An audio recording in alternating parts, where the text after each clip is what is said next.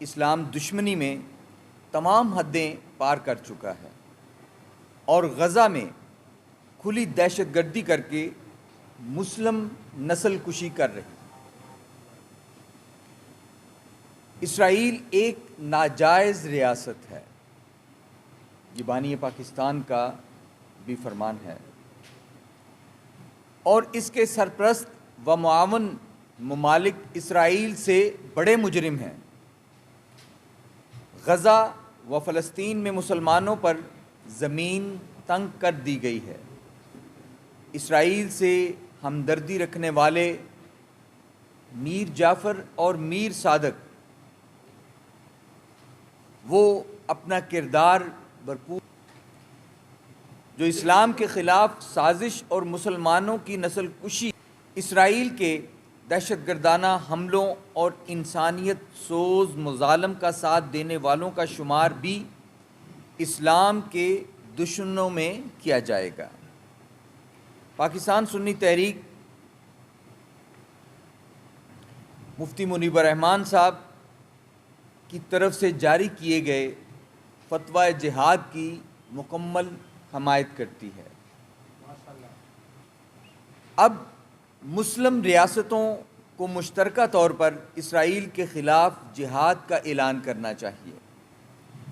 ہمیں 57 مسلم ممالک کے بے حس حکمرانوں، لیکن مجھے ہے حکم ازاں کے تحت ہم اپنی ذمہ اعظم کے فرمان کی روشنی میں پوری دنیا بالخصوص غزہ کے مظلوم عوام کے لیے ان کی ذمہ داریوں سے آگاہ کرتے ہوئے اپنا دینی فریضہ سر انجام دیا۔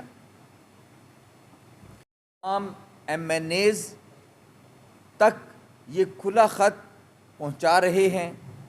امریکہ، یورپ اور ایشیا سمیت دنیا بھر میں عوام الناس غزہ کے مظلوموں کی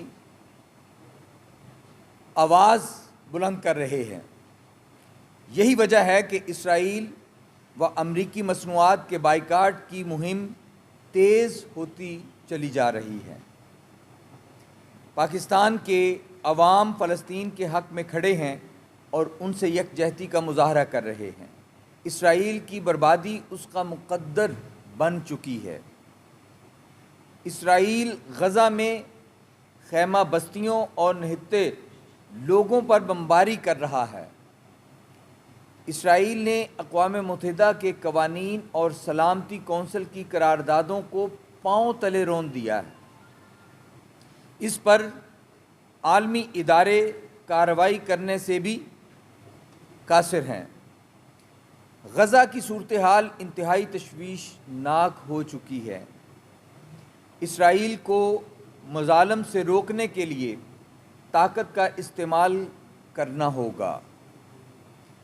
عالمی قوانین اور انصاف کی بالادستی کو قائم رکھنے کے لیے ضروری ہے اسرائیل کو عالمی سطح پر پوری طاقت سے فلسطینیوں کی نسل کشی سے روکا جائے۔ اسرائیل جنگی